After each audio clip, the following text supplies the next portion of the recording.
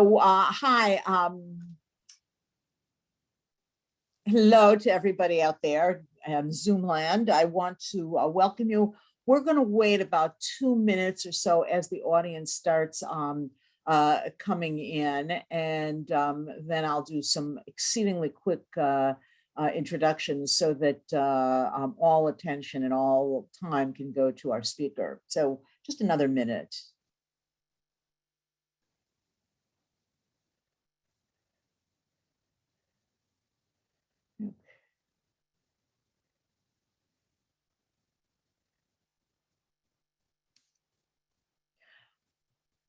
Okay, well, I think we'll begin. And those of you who come in late, more important than hearing me is hearing Leah Garrett, who is our speaker this evening. And it gives me tremendous pleasure to introduce her and to get this opportunity to hear about her book and to have you hear about it.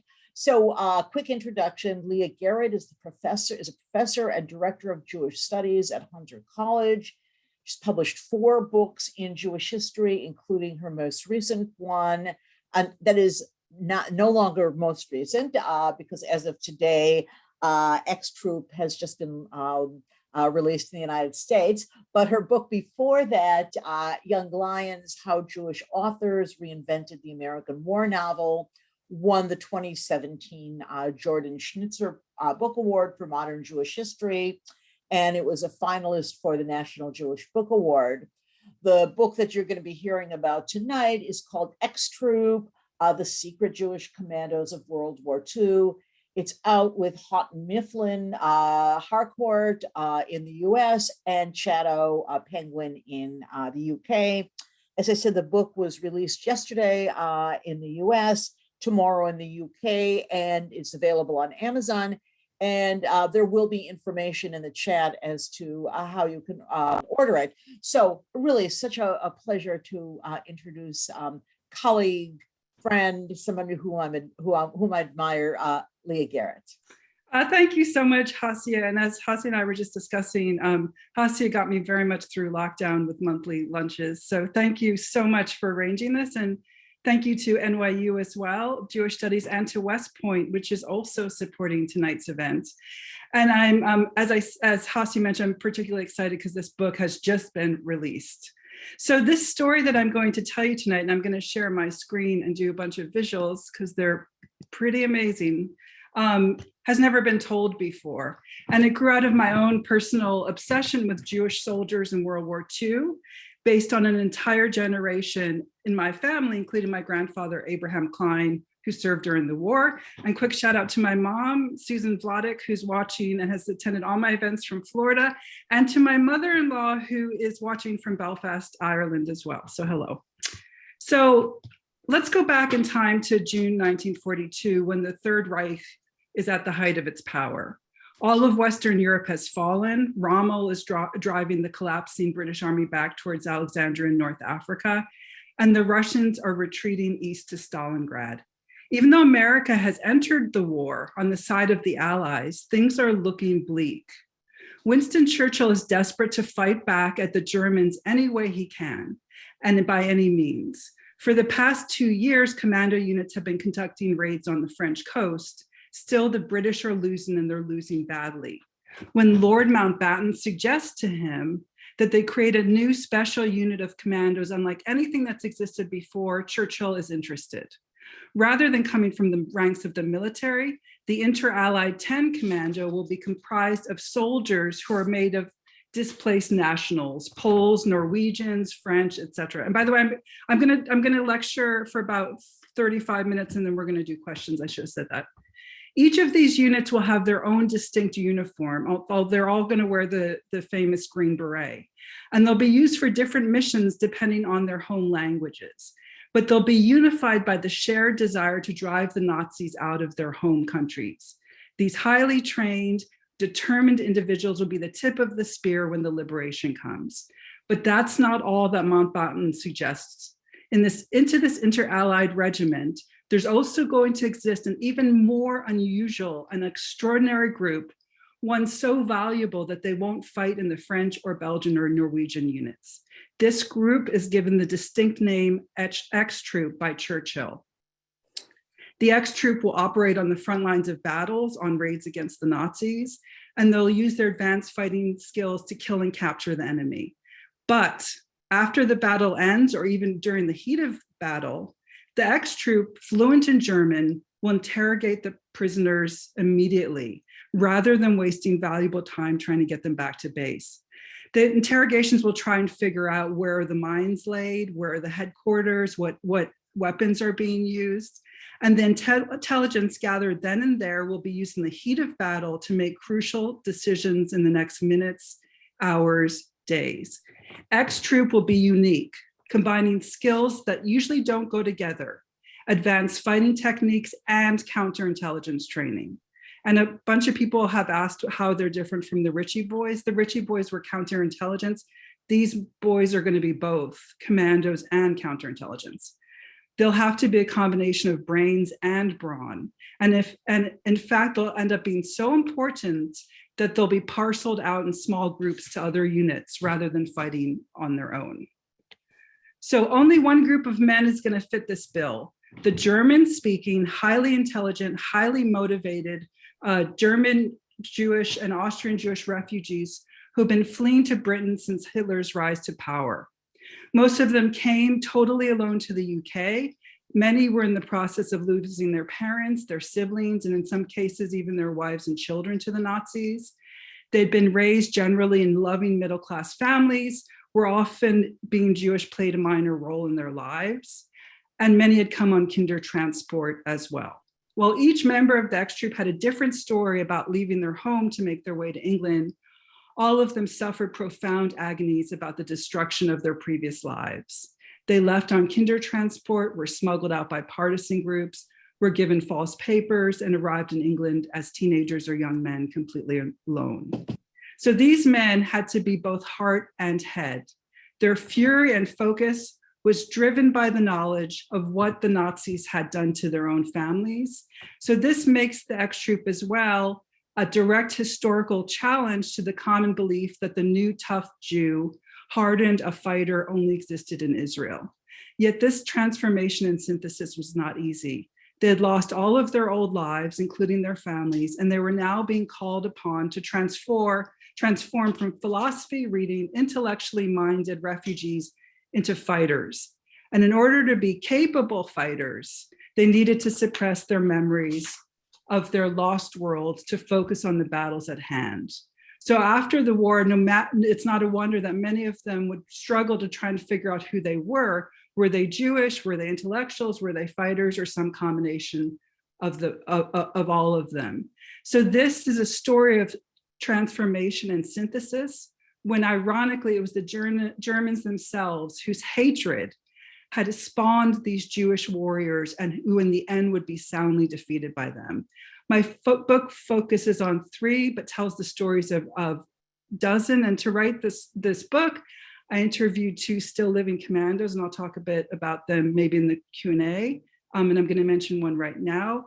I did archival research around the world, and also was led into the families themselves, who were phenomenally generous and shared everything they had with me, as well as I used the British War Diaries, which were immeasurably helpful in terms of validating everything I was hearing in the interviews. And I just want to show you one of the men, Paul Streeton, who was alive when I wrote the book. He unfortunately has passed away, and he became one of the most well-known economists in the world after the war. So I just wanted to mention him there because he passed during the process of writing the book. So once a decision was made to create this top secret unit, it wasn't hard for the military brass to find the men who would become the X Troop. They just had to mine the pioneer corps, which I'll talk about in a second, where the men were being used to unload trucks and take care of the bases. So when Churchill agreed to the plan, notices started appearing everywhere that said volunteers for special hazardous duty. And commanding officers were told to look for German-speaking refugees who were smart, physically capable, and eager to fight. The anger of these nascent ex-troopers was palpable. They joined the Pioneer Corps after having been kept in detention camps. After the war started, 70,000 UK residents from Germany and Austria were overnight turned from refugees into enemy aliens. Even though only 55,000 of this group even though 55,000 of this group were actually Jews who despised the Nazis, that did not matter to the British civil service. They were considered a fifth column who would wage war in the British homeland, and they were potential enemies who had to be locked up. And popular newspapers, with their trend of anti-immigration sentiment, took up the call. And by spring of 1940, the German Jewish exiles were rounded up and put into detention camps. And this is a chapter of British history few people know about, and which I barely knew about till I started this book. The camps range from the tolerable on the Isle of Man, and that's this photo, to the absolutely horrific in Australia, where refugees were kept with Nazi POWs in the desert, and they had to take the Diner ship to get there, which was a ship of hell. It was run by anti-Semitic British crew. And as the other survivor interviewed for this book told me, as he shook with rage, they would make the Jewish refugees run over broken glass on the ship's deck for fun at night. So it was absolutely horrific. And they were sent to the Australian outback as well. Of the 55,000 Jewish refugees who had escaped to England, more than 7,000 were forced into internment, including nearly all the future ex-troopers, who were deemed particularly suspect because they were single men. So the darkest moment of this history was that moment on the Diner ship, but as well, the bases and the camps that they were sent to in Canada were equally miserable: no food, no toilets, abusive. And once the group got to the Australian outback, they were stuck there for a full year with no newspapers from home to let them know what was going on. And it was absolutely desperate. And the one thing they wanted to do was to get back after all this, the Nazis. The only way after this time that they were able to escape internment was to volunteer for the non-combat Pioneer Corps, which I mentioned. And this is a picture of one of the men who I focus on very heavily in the book, Peter Masters on the top right, in the Pioneer Corps. And like I said, these refugees, because they were still enemy aliens, they weren't given guns, they weren't allowed to fight, they had to dig roads and so on and so forth. By this time, many of the men had lost their families, their homes, and their whole worlds to the Nazis. These refugees were the men of the X-Troop, Britain's secret shock troop of World War II, whom Miriam Rothschild, who became known as the Lady of the X-Troop and was married to one of them, referred to as a suicide squad. And she would be very important in the story of the X-Troop because while this is all going on, she's working at Bletchley Park, and that plays a part in sort of the role that some of the men will play in the X-Troop. After the men were selected or volunteered for this hazardous duty, they were sent to London and interviewed by MI5. And they were told that they would be taking the fight directly to the Nazis and that it would be extremely dangerous. And they understood the risks, but they felt that they had nothing more to lose. Their families back home were being sent to concentration camps. Hitler had to be stopped at all costs. As one of them later said, we were all actually looking forward to the killing. In order to operate behind enemy lines, all the men of the X-Troop had to undergo an extraordinary transformation. And this is just one of many remarkable aspects of this story. All of the men had to shed their previous lives as Jewish refugees and pretend that they were Brits. This was necessary because as Jews, they would be killed instantly if captured, and almost worse, the Gestapo might gather down any remnants of their families. Once accepted into the troop, each man was given about 5 minutes to take a new Anglo-sounding name. Hans Arnstein became Harry Andrews, Werner Goldschmidt became Vernon Dwelly, Stephen Hirsch became Stephen Keith Hudson. Next, they had to destroy any connection they had to their old past. They had to burn every letter, put everything away, no books with names on it. They were all given dog tags that said Church of England. And for those killed in battle, this change would remain permanent. They would be buried under crosses. And it was only after the war that some of the crosses were changed to Stars of David. So this change was instigated by their CO, the great Welshman, Brian Hilton Jones. He wasn't Jewish, but he was very very much the father figure to these men. They called him the skipper, and he loved them through and through and did everything he could to protect them through the war and after the war. He knew that they would face deep risk if captured, both as commandos, because Hitler had now made a decree that all commandos would be shot on sight, and as refugees from Europe who still had family there. So Hilton Jones was actually so protective of their identity that only one man at MI5 knew their real identity, and I actually was lucky enough to see the list of the original troop. And this rupture rippled out into future generations as most of the ex-troopers continued to use their nom de guerre after the war, and their children and grandchildren have those names. Only a few of them switch back. So once they had their new names and identities, the ex-troopers had to undergo a brutal training in Wales, days and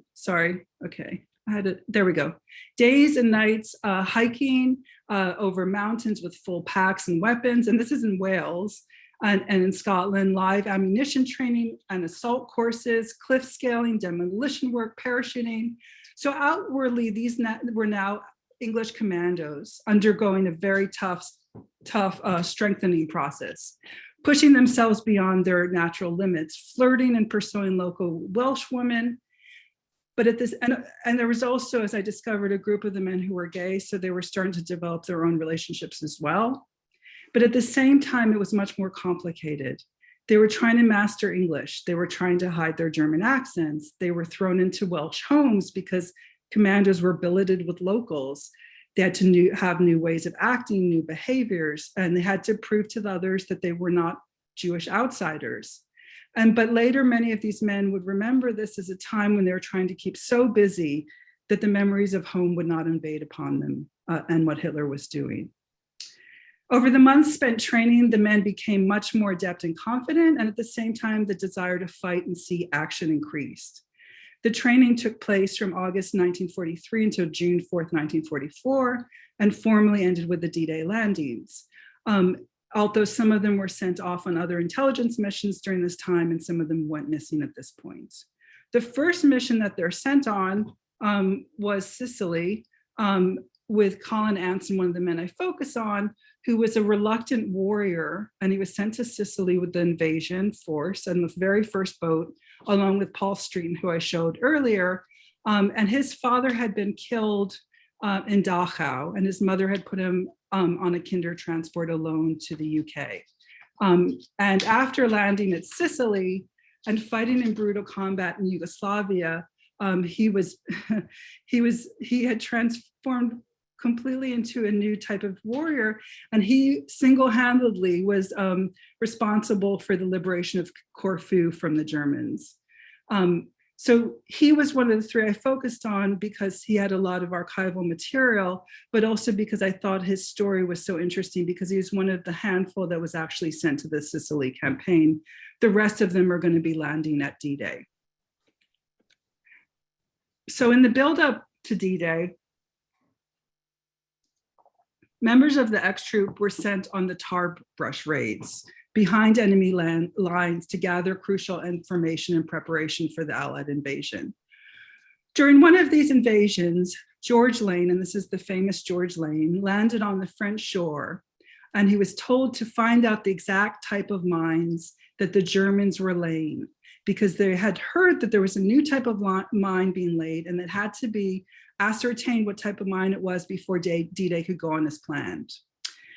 He did 2 raids. He came back with a mine, and he said to those in power, they're just standard German Teller mines, and they didn't believe him. So he was sent on a 3rd raid, and during that 3rd raid, he was captured, blindfolded, put in a car, and brought to a castle. And this is all a true story because everything I have has been like 4 times documented. And he's told to start washing up and taking care of himself because he's going to meet somebody very important. And remember, he's pretending to be Welsh at this point. And he's from Budapest. He's an Olympic water polo player, which is part of why he's sent, because he's so good with water. And he's told he's going to meet somebody important. They take off his blindfold, and it's Field Marshal Rommel himself who's decided to have tea with him. They have tea together. He pretends to continue to be Welsh. He talks about the treatment of the Jews to Rommel. Rommel says, this is not our concern. They have a very nice discussion. He clearly charms Rommel because instead of having him be executed with his clear suspicion this was a commando, he's then sent to a POW camp. When he gets to the camp, they immediately suss out this guy is not Welsh. And he says, I have a story to tell you. And he tells them about what this castle looks like that he saw out of his blindfold as they were driving him there. And one of the Brits says, oh my God, I know a castle like that. He runs to the POW library. He gets out a book. There's a picture of the castle. George Lane says, that's Rommel's headquarters. They transmit the material back on a smuggled radio that they have.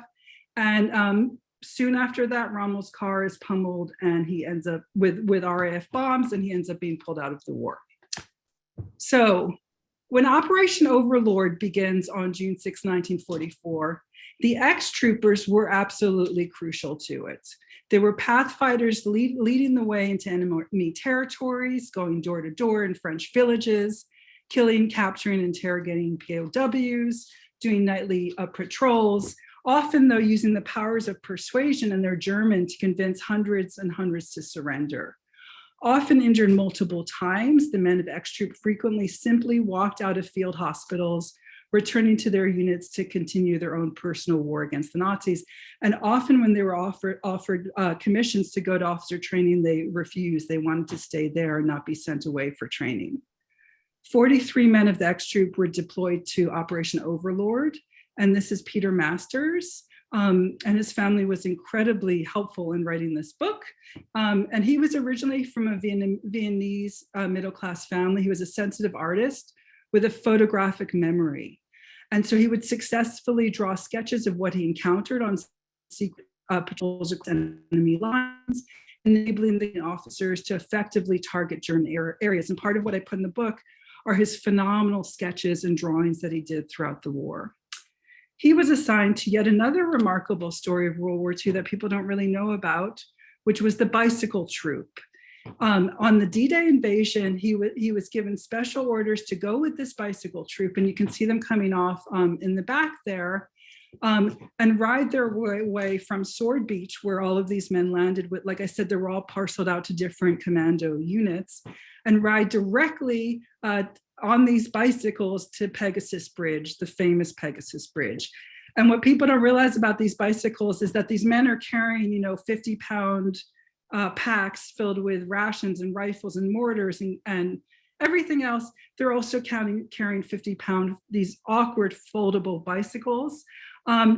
And Masters said that the weight, whenever he put his backpack on the front, would inevitably make it stop when somebody was firing at him from a church. So they land after sustaining a number of casualties. They make their way through the marsh under withering machine gun fire with their goal to get to Pegasus Bridge, which is a crucial position that needs to be held, which paratroopers have gotten to the night before. And this group of bicycle troop were actually the first landing group to meet up and relieve Major John Howard on the famous Pegasus Bridge of The Longest Day, which some of you might know that movie. Masters and the other bicycle troopers told Howard that the landings had succeeded and a relief column was on the way, and they helped hold the bridge as the Germans attacked with panzers.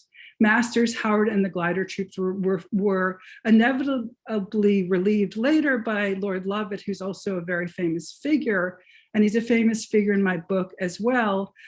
He was the figure who walked around in a turtleneck sweater and always had his bagpiper with him playing blue bonnets over the bridge whenever he did his attacks. And it would be actually Peter Masters himself and another ex-trooper who would save the life of Lord Lovett when he was attacked by shrapnel a couple of days later. So these guys were at the front of everything, doing heroic and important work during the invasion. So as the Allies pushed eastward through Normandy after the liberation of Paris, their supply lines started to become stretched, and General Montgomery knew that they needed a new port, which would be Antwerp, because they had to land other places. But to get Antwerp, they first had to get the German-occupied island of Walcheren, which sat at the mouth of the River Scheldt. On the night of October 31st, 1944, 4 Commando Brigade, which included at this point 7 ex-troopers, began their assault. And this German was held by the army who were anticipating such an attack. And as one of them said, it was like D-Day all over again. They landed on boats yet again. And there were terrible and horrific gun battles. But during one of these gun battles, when they had to take this lighthouse, which was a crucial position, and it's back here in the picture, Maurice Latimer, who's a Jewish socialist from the Sudetenland and had already survived the Dieppe invasion, single-handedly took the tower filled with Germans, and that was a turning point in the campaign. And what Peter Masters wrote, and he was someone I showed earlier that I want to just point out here, he said of this picture, it's a really beautiful opposition photo to the iconic photograph we all know of the Holocaust, of the little Jewish boy with his hands in the air and the Nazis pointing their guns at him. And here we have a commando who nobody knows is in fact a Jew, holding the guns at the captured Nazis. So they ended up being crucial in capturing Walcheren. And then they were called upon to help out, clear out the Germans across the Rhine, across the Maas River, because the Allies now were advancing very quickly into Germany. And because of their growing reputation, they were given, the ex-troopers were given the first boats to cross the river. As I said, as I want to just stress here, Peter Masters wrote of this time, it was never a question for ex-troopers of asking for volunteers. Rather, it was who would have to stay behind. We resorted once again to the time-honored method of drawing straws. And Anthony Beevor wrote in his book that most British soldiers would draw straws for who had to do the most dangerous mission. These guys were drawing straws for who got to do the most dangerous missions. And during the crossing of the Rhine, this is another famous ex-trooper photo. This is the great Ian Harris sitting in the Jeep, and he ended up capturing by himself a whole division by talking a German leader into giving them up. And it was filmed, and there he is driving them forward. So even in light of these massive sacrifices, the British military treated them in highly questionable ways. For instance, while other troops of the Inter-Allied 10 Commando, the Poles and the French, were naturalized as British citizens, the Jewish refugees of the ex-troop would not receive their naturalization for a number of years. And it was really their leader, Brian Hilton Jones, who had to fight very hard to get that to happen. But the story of the ex-troop does not end with VE Day. When the war ended, many of the members started to realize that they had to get back to their family members. And as Peter Masters said, and we all were dreaming of liberating concentration camps. So now I'm going to get to one of the most remarkable stories of ex-troop, and then I will finish up. And this is about Manfred Gans, again, whose family was incredibly helpful in writing this book. So I've saved the most amazing story for last. Manfred Gans was an Orthodox Jew from Borken, Germany. And he had been raised in a religious Jewish household. During D-Day, he had been at the front capturing crucial Nazi positions, and he had been a real leader, and he had actually been given during the Walcheren campaign an extremely rare battlefield commission, and that never happened, for being the one who found the commanding German officer and capturing him so that they won the Walcheren Island and got them to give up. So right when it's the day before the war has ended. And during the war, he's been told at one point that his parents have been captured. They were in hiding and they have been sent to Bergen-Belsen, and they were captured in the Netherlands. Then in the last months of the war, he gets another letter, and it says that his parents have now been moved to Theresienstadt concentration camp in Terezin, Czechoslovakia. And he was, like I said, originally an Orthodox Jew, but when he was held in a terrible detention, he became friends with a bunch of fellow Orthodox Jews, and he said to them, I want to fight the Nazis. And one of them said, you can't do that because you're Orthodox, you'll break the rules of Judaism. And another Jewish scholar said, it's a mitzvah to kill the Nazis. And then he decided then and there, I'm going to get out of this internment camp. I'm going to do something really important. And I'm going to be partially responsible for helping the Allies liberate Europe. So at the point he hears, in the last days of the war, his parents have been moved to Terezin. And he makes a decision. He's been fighting the whole war in order to save his parents, but now the clock is ticking. We know in the last days of the war, the Nazis are killing everyone they can to cover themselves up. And he goes to his commanding officer and he says to him, I need to rescue my parents. And his commanding officer says, yeah, right, the war is still on. And he says, no, I'm serious, I have to rescue my parents. You need to give me a Jeep. And at this point, he's such a superhero that the guy says, yeah, okay, I'm gonna give you a Jeep and a driver and best of luck. The war hasn't ended. They get in the Jeep, and in the last day of the war, they drive through apocalyptic Germany, where now there's like angry local Germans, there's POWs on the road, there's refugees. Then they keep heading eastward and they start to pass by Russian troops and Russian lines, and they have to talk their way through. But Manfred says, I'm going to get there no matter what it takes. And so the day after the war ends, he gets there in his Jeep remarkably, and he gets to Theresienstadt concentration camp, which has just been liberated by the Russians. He goes up to them, the men protecting the front of the camp, the Russians, and they are shocked to see a British commando so far from the lines, over in the Russian lines. And they say, why are you here? And he says, I've come here to find my parents. And they're so shocked, they open the doors. He goes in and has camp. So we've had during the war, I think 33,000 Jews are killed in this camp. Now we have typhoid there as well. And he says he recognizes all these faces from his childhood. He makes his way to the central office, which of course keeps very good records. He goes to the woman behind the desk, who I think was Jewish. And he says, I need to find my parents, Moritz and Elsa Gans. And she looks through the roll calls and she bursts into tears. And she says, they're still alive, come with me. So they go outside, and this is all true. He wrote a diary of it that was kept in it's still in the United States Holocaust Memorial Museum. He's driven over to the Dutch colony because they were captured in the Netherlands, and he is reunited with his parents.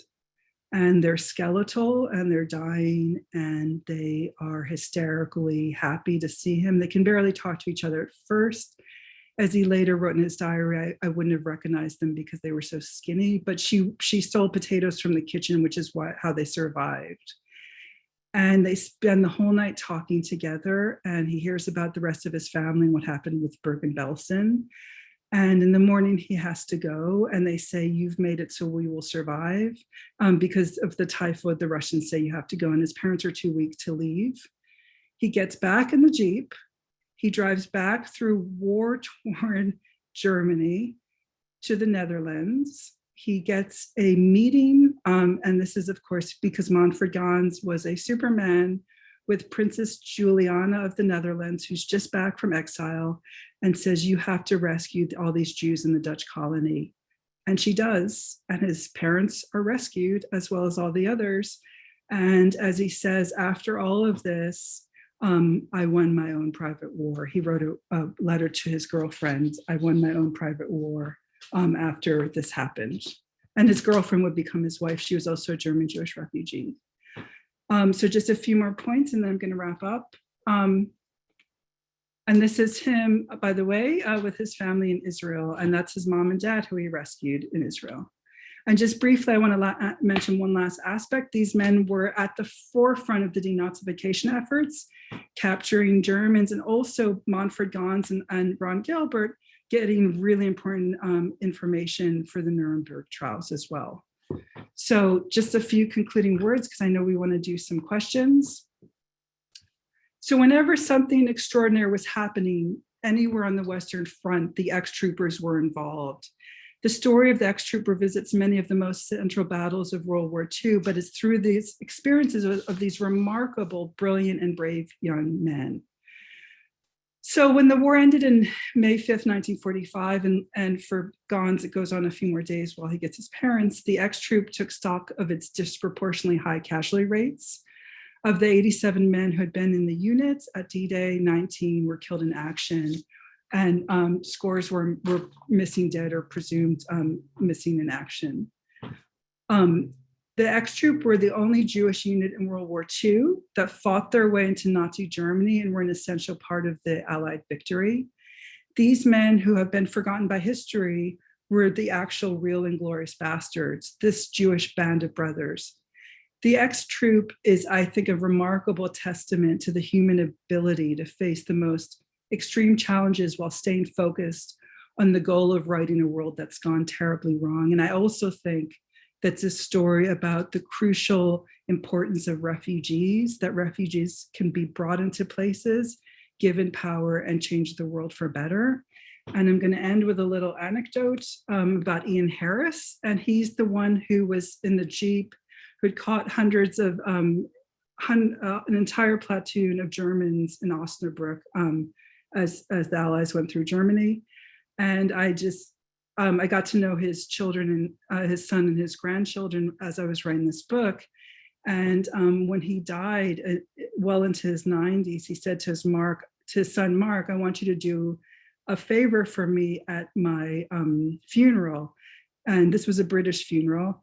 And when they played the last posts at the end on the bugle, his son, at the request of his dad, stand up, put his fingers in the air in the salute that we all know, which is the British middle finger, and yelled out, "Up yours, Adolf."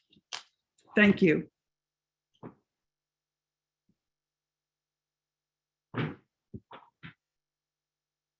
Wait, Hasia, we can't hear you. Okay, so thank you very much. Thank you very much. And there are a number of questions in the chat that I'm going to preempt with a few of my own. And first, since this is a historical project, I'd like to know how you discovered this. I mean, what, like, how does a historian stumble on something, particularly something that has been essentially buried? And which is a little bit of a segue to my second question is, what did you find out about how these men discussed this with their families, with those who married, with their wives, with their children, with people who had been their friends in England? Did they sit around and tell these war stories? Okay, so the answer is going to kind of combine both of this. So I found it because I'd written my last book on World War II, and I think I talked to you. I was going to write a new book on Mad Magazine. I thought I was going to write it on. And then I went to the Center for Jewish History, and there was a World War II event, and I got on the subway riding home, and I thought, there's no way I'm writing on Mad Magazine. I'm writing another book on World War II. I'm totally obsessed with it. I'd heard sort of rumors on the internet about this troop, and the minute I started to dig, I realized, holy crap, nobody has written this book. This is insane, this story of World War II that nobody knows. Oh my God, I get to write this book. And from there, it went so quickly because I got in touch with one family who had put me in touch with another family. And I started to find also that there were archives all over the world, at the World War II Museum, at the Holocaust Museum, at the Imperial War Museum, at the National Archives in Kew. So there was a huge amount of material out there. But part of why it hadn't been told before, I think, was because these guys never fought as a distinct unit. So in order, say, to tell you the story of how Peter Masters landed with the bicycle troop at D-Day, I needed to verify all the interviews that had been conducted with these men in the 80s and 90s. So there was interviews out there with some of them. And they all had a lot of archival material, but memory is fallible. And so I had to then, for every story that I had, go find a different British war diary that matched that group, because they were all in different groups. So Peter Masters, I had to go find that war diary on that day to make sure that all of these facts were correct, and almost all the time that they were correct. So it was a huge, expansive research project. But because no one had done it before, it meant everyone was just sharing this material with me so generously. And so it went very quickly in its own strange way. But because I had to validate everything, it meant a lot of deep archival research just to make sure this was all true. And I got to tell you, Hasia, as I wrote each chapter and wrote each section, I've said this before and I mean this completely. I would go, holy shit, are you kidding me? They're rescuing Lovett? No. Are you serious? Like George Lane gets a citation that says he was the one who meets with Rommel and goes and finds the mines before D-Day. His citation says, George Lane made it so that we could do the invasion as planned. Like every chapter was like this. And I just couldn't believe, there was like 30 books in this book. In terms of how they talked about it with their families, look, the vast majority of them kept their nom de gores. Most, if not many of them, never told their family they were Jewish. They continue to be Church of England with their families. And for those who moved to the United States, I found they often shared the stories with their kids. But a lot of the ones who stayed in Britain didn't share their stories with their kids. And it was a real unknown thing. I had this moment where I was interviewing one of the kids of a commando, and I said to him the thing that I always had to say to the families. I said to him, what happened to your grandparents during the Holocaust? So the commandos' parents during the Holocaust.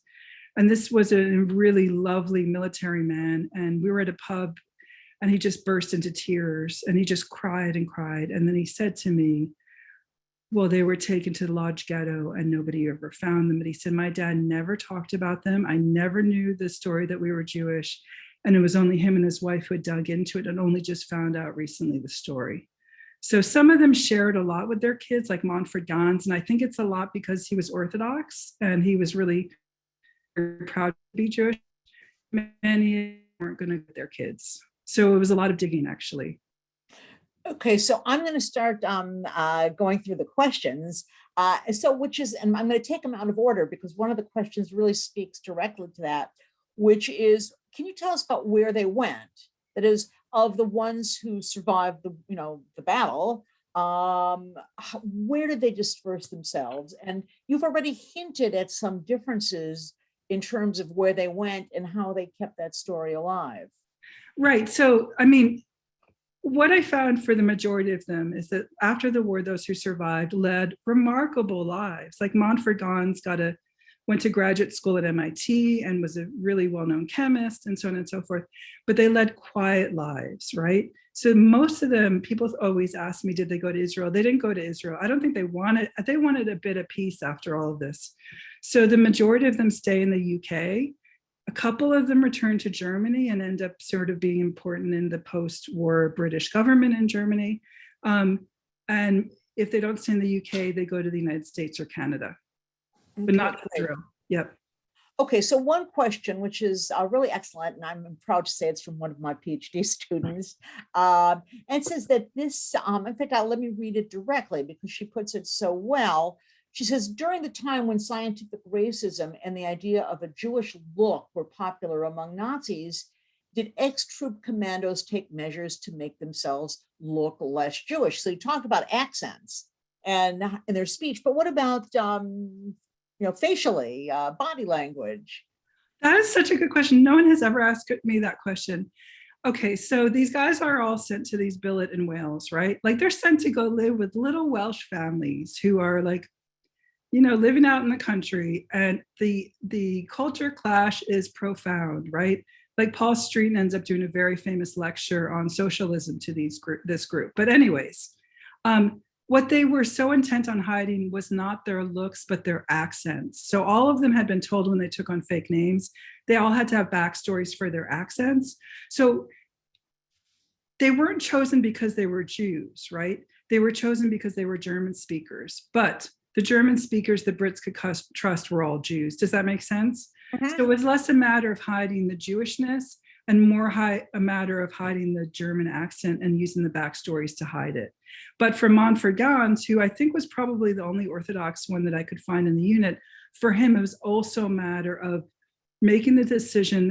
It was so important to beat the Nazis. I'm not going to do anything about Judaism anymore, or I'm going to do it privately. And for him, publicly, he stopped everything immediately because he knew he had to win this war. But the Jewish aspect, for many of them, was part of this larger trauma that they had just, at that moment, at the point at which they were becoming men, had to change their names and just get rid of that part of themselves. Okay, another question which came in, which in a way the questioner himself or herself knew the answer, but I think it maybe lead us a little bit, which said obviously Hannah Senesh is not part of this story, right? Place and so on. But were there any women who were involved in this? And what about the German Jewish refugee women who had been in the British internment camps? Did they have a chance to participate in the war effort?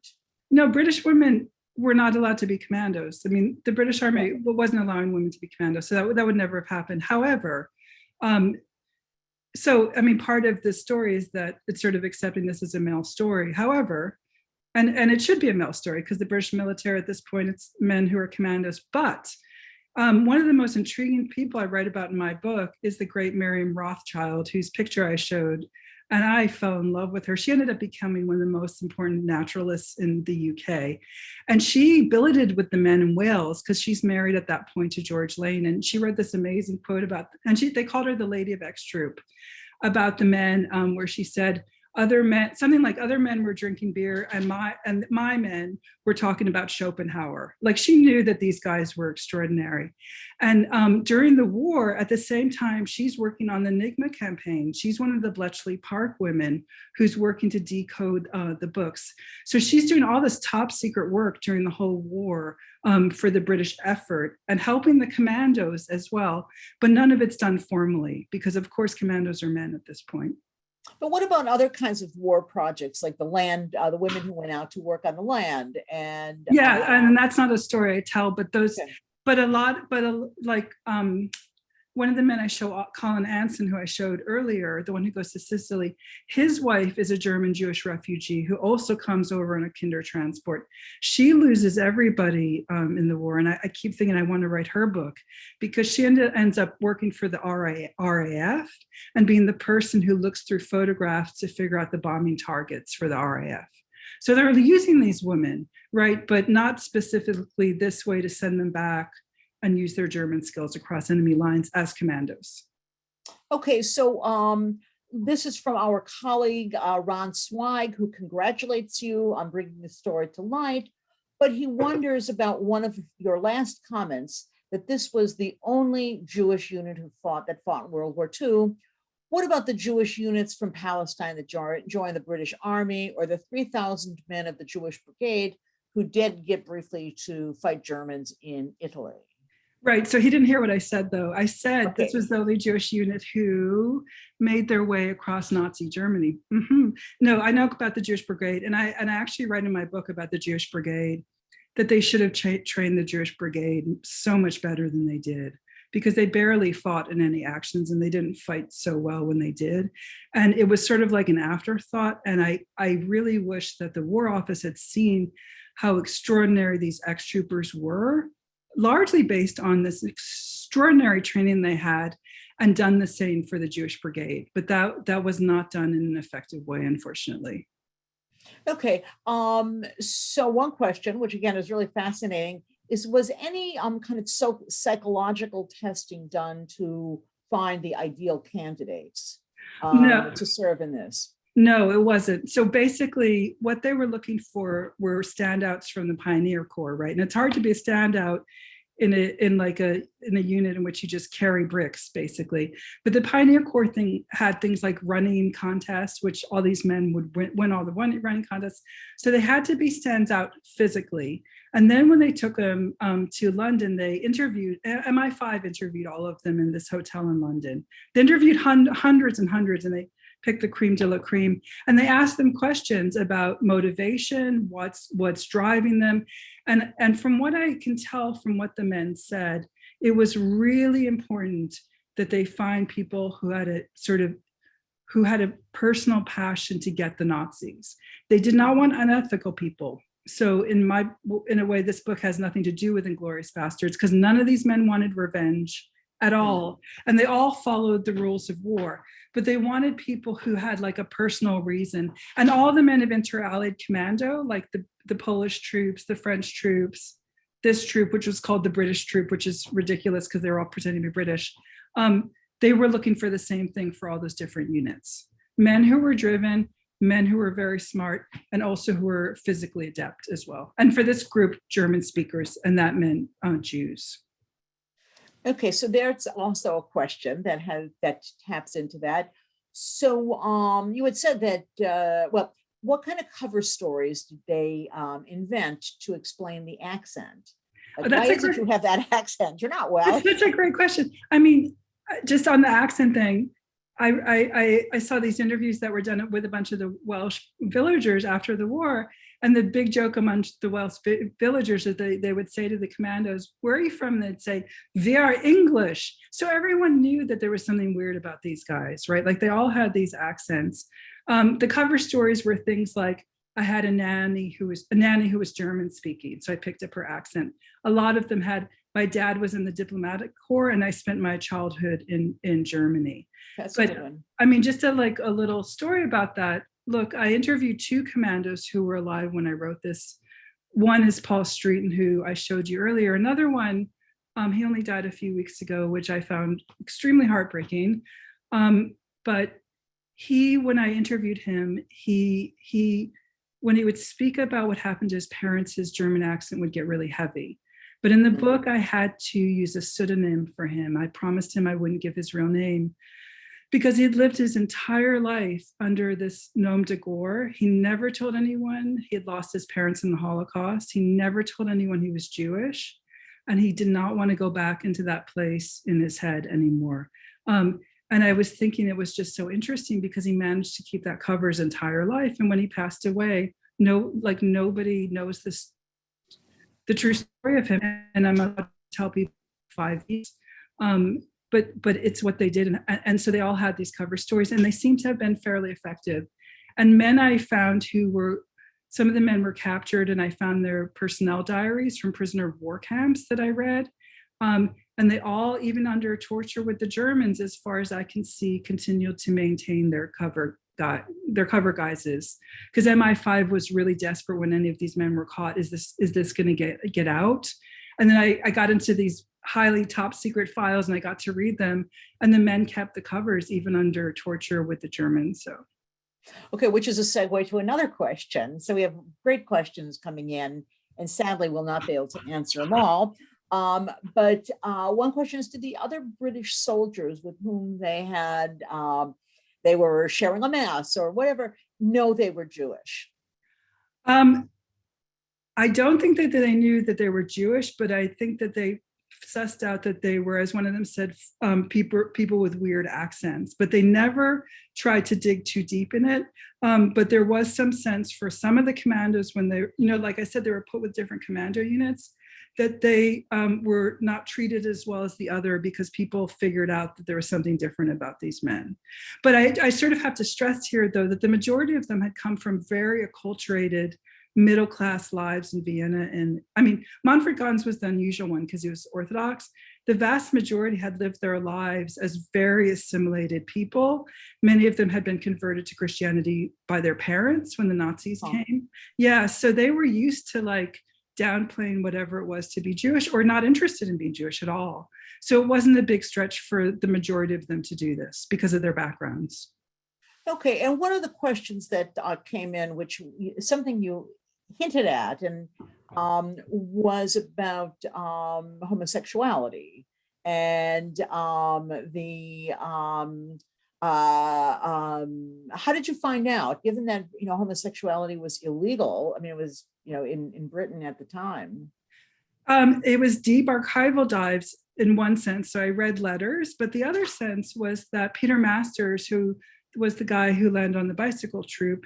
He wrote this extraordinary autobiography called Striking Back, and he references it, and he talks about it in the bio, and he says, look, most of us were chasing local Welsh girls, but some of us started to develop relationships amongst ourselves, amongst the men.